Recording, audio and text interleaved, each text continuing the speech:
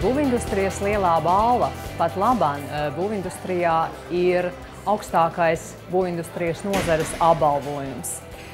Šī balva tika radīta tādēļ, lai atzīmētu nozares labākos cilvēkus. Tieši varbūt inženieru prāti visbiežāk ir radījuši šīs skaistās, labās ēkas. Ja?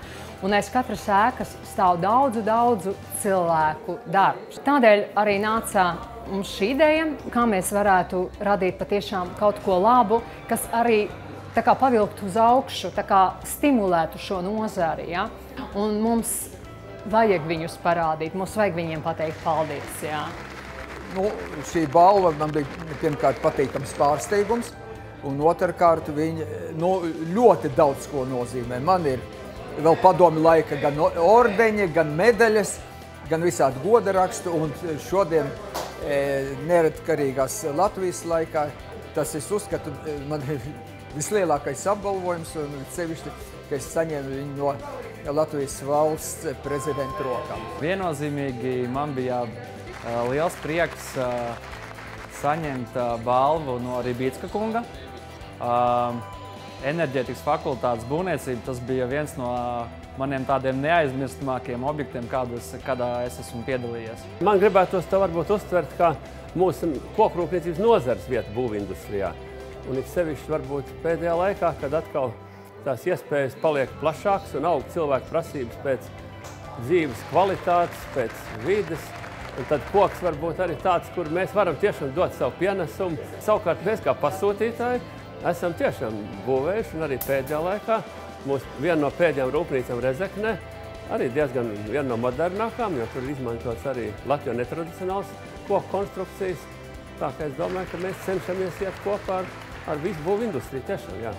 Vislabāk, ja novērtē cits, es necenšos sevi tādā veidā, es tur paveicu kaut ko tā un tā. Tas man paliek tā kā priekš manis, priekš sevis, mājās varbūt, ja, savām pārdomām.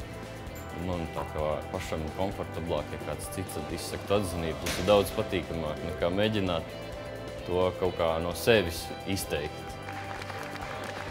Būvindustrijas lielo balvu organizē Latvijas Būvinženieru savienība sadarbībā ar žurnālu Būvinženieris un citām būvindustrijas nevalstiskajām organizācijām.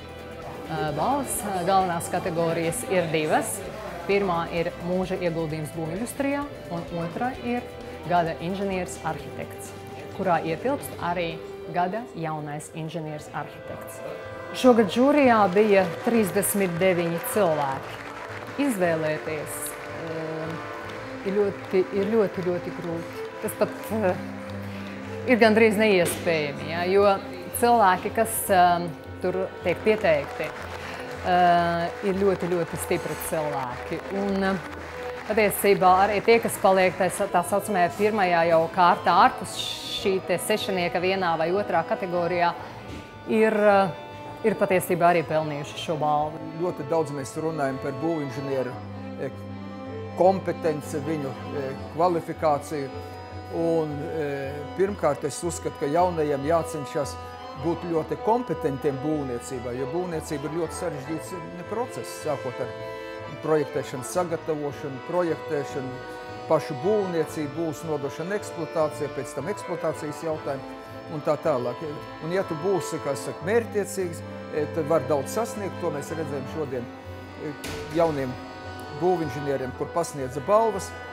Pirmkārt, viņi visi ir ļoti centīgi, enerģiski, mērķtiecīgi, un tāpēc viņi jau šodien ir sasnieguši lielas virsotnes būvniecībā, un neviens nerunā par kaut kādu konkurenci.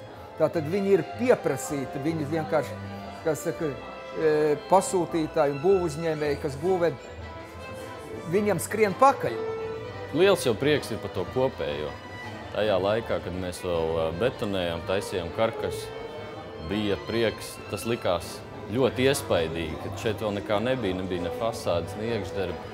Bija ļoti iespaidīgi, bet, kā jau betons, tā pelēki, nospiedoši, masīvi, bet tādu iespaidu rada.